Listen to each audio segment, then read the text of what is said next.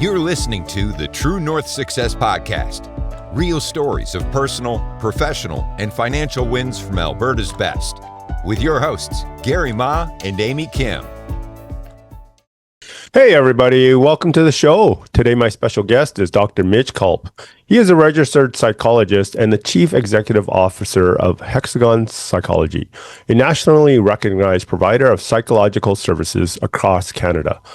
With over 15 years of experience, he specializes in psychological assessments and interventions for children, youth, and adults. Dr. Colp is a prominent leader in his field and has served as president of the Canadian Psychological Association and is an adjunct assistant professor at the University of Calgary. He is a passionate advocate for improving mental health access in rural and remote communities.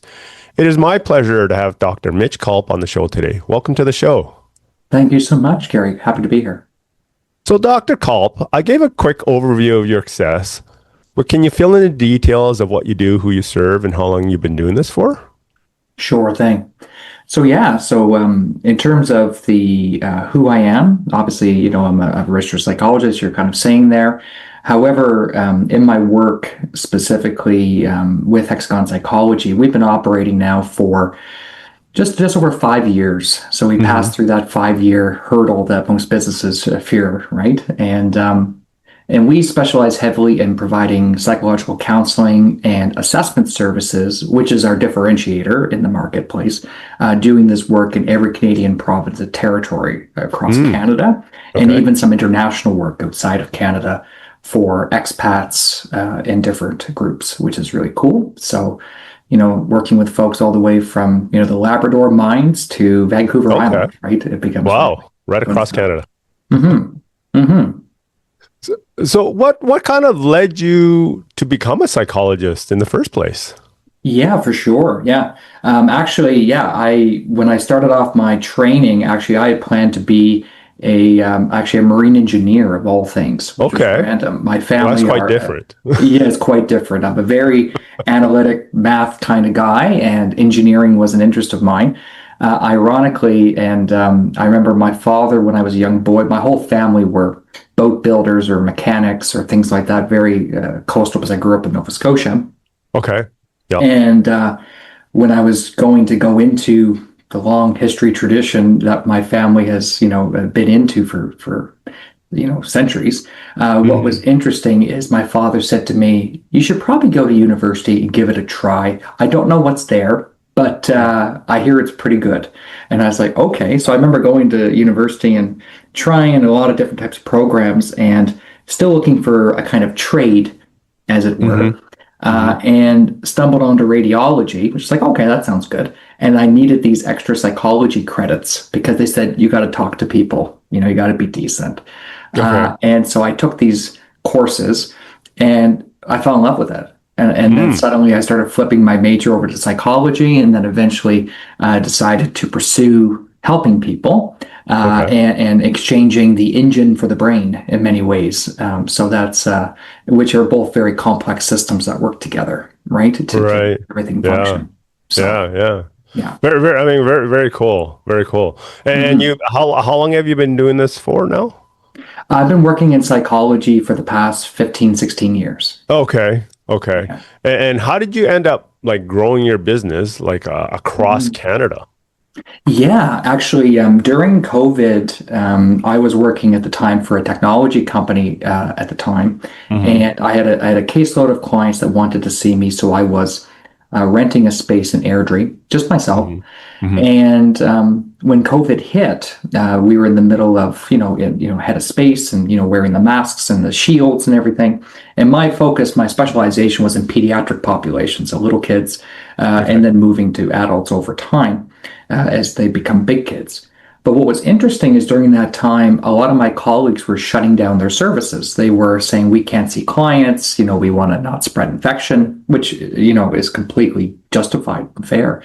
But what ended up happening was myself and a few colleagues got together and said, there must be a way that other people have dealt with this issue of remote types of assessments, remote counseling. We can't be the first people.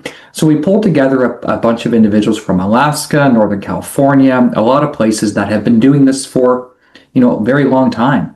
Okay.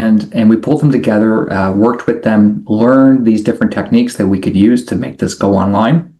Yeah. Hosted a training, and ironically, some of our colleagues from the federal and provincial governments attended that training, and by the end of the training had asked us whether or not we could really take this virtual work on the road, because a lot of their existing services were shutting down.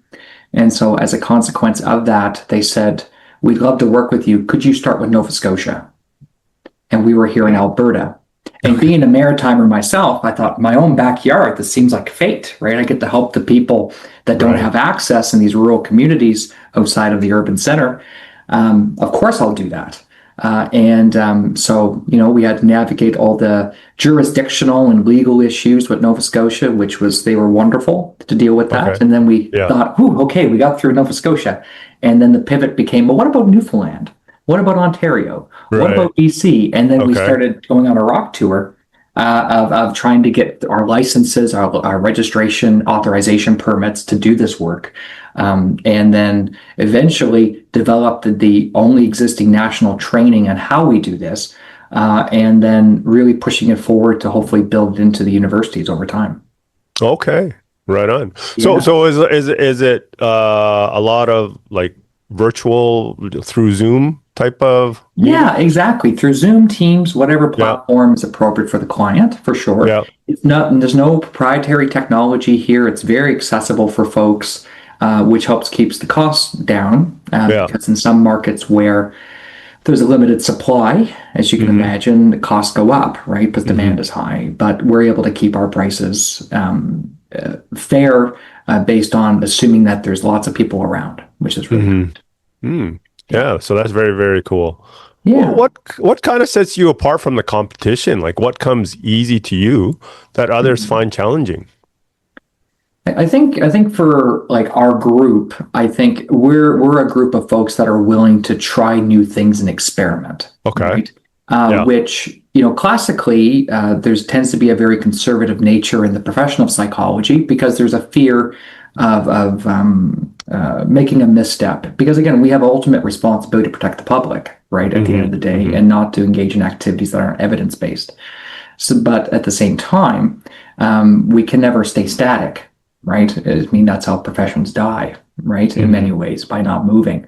So we're very quick and open to try the new thing, as long as there's evidence behind it or emerging evidence behind it. We never go off half-cocked, essentially, in that kind of way. So even when we did this work, we found out that people had been doing it in different ways for 40 years before we showed up to the party, right? So we're not the pioneers. Right. We're definitely the mobilizers, though, in the Canadian context. Yeah. Okay. Nice.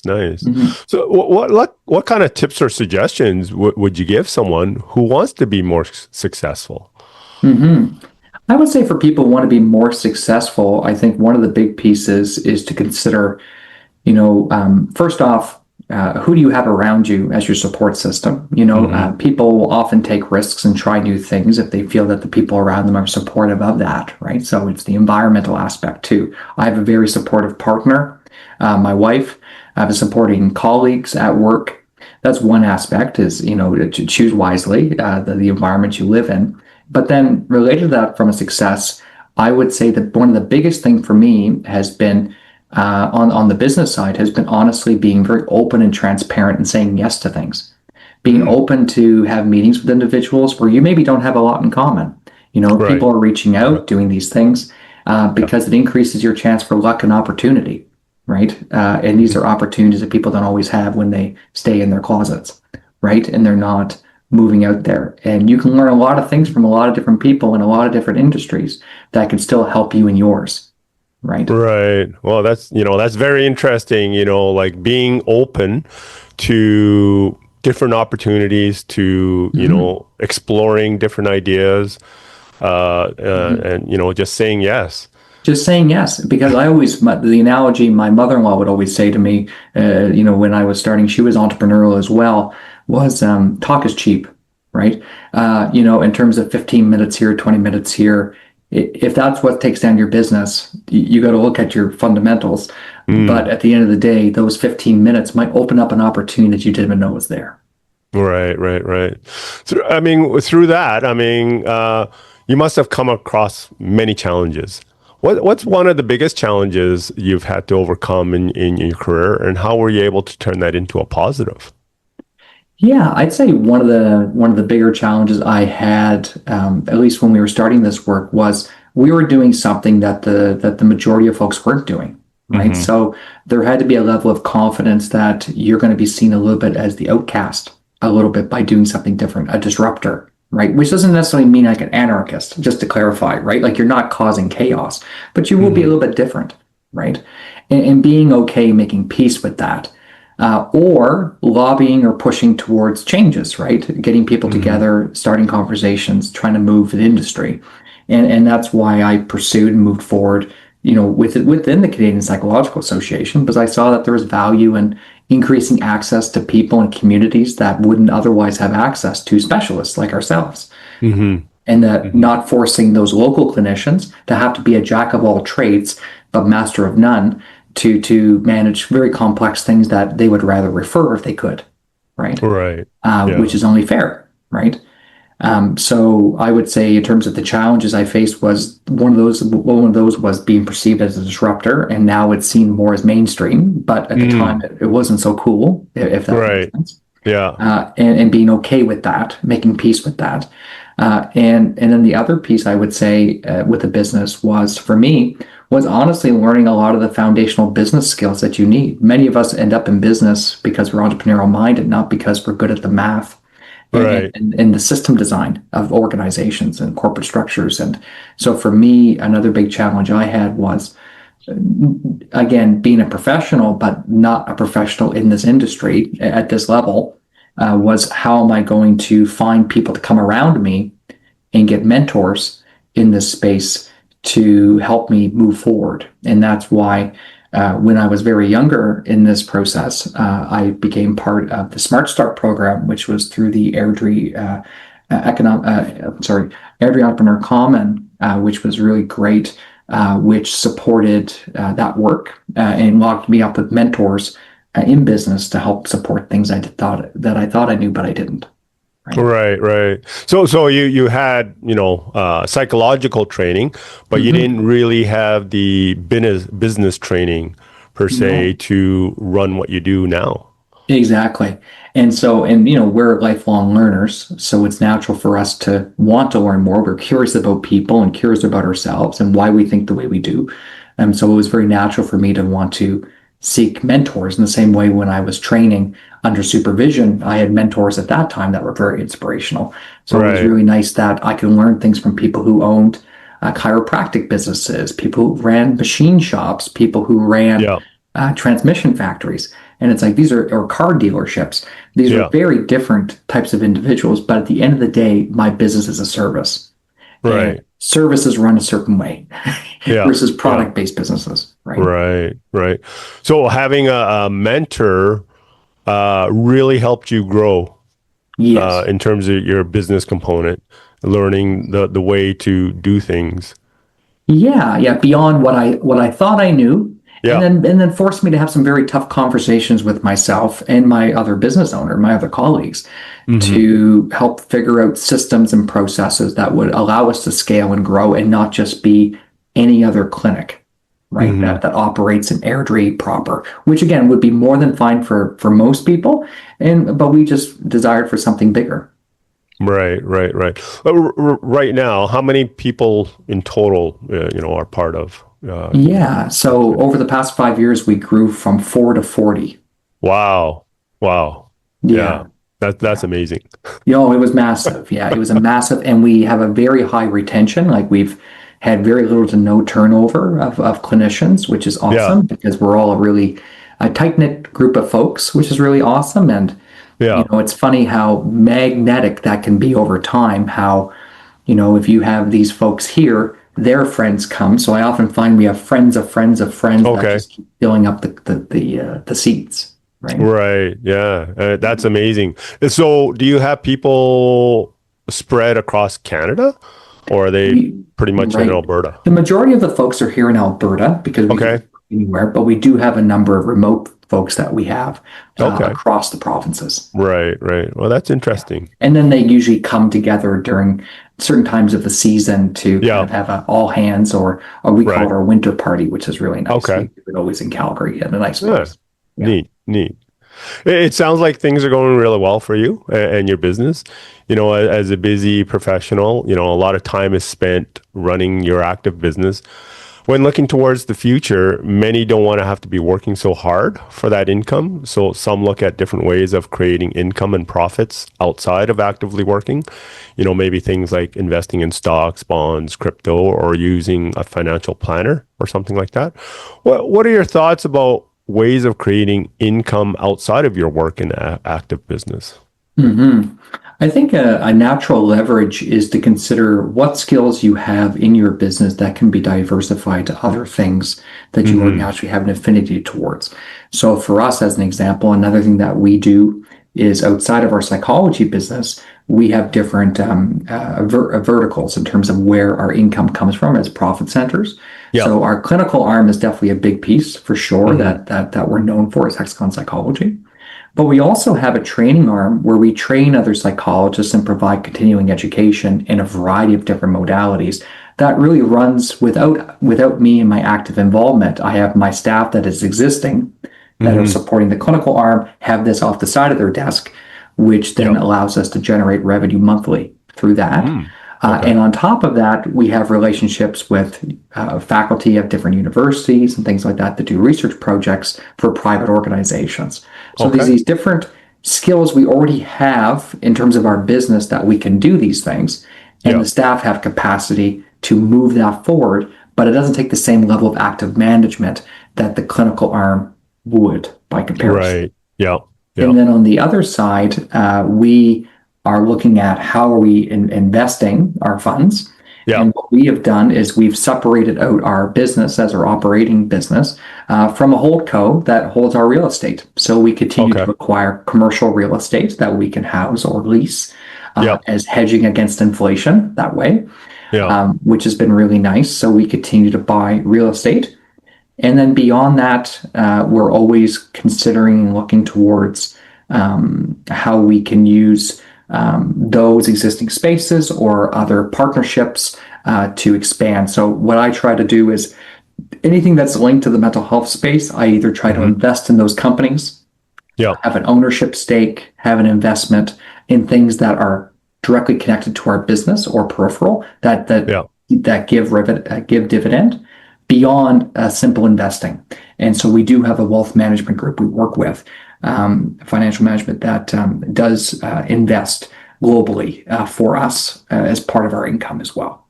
Yeah. So it sounds like it's quite important to look at growing your income slash profits outside of your active business, whether it's through real estate or through other investments and things like that. So it can continue growing. Exactly. And I think for us, as an example, if there ever is a day where we ever were to sell the business, we could retain the real estate, and which is a nice side income once those are paid off extra X years, and the business could sign a lease to continue working in that space for X years. So that also provides you a cash flow for 5 to 10 years on top of that. Right. Oh, nice, nice. Mhm. As we're wrapping up our interview, what kind Mhm. of exciting plans do you have in the works in the next 6 to 12 months?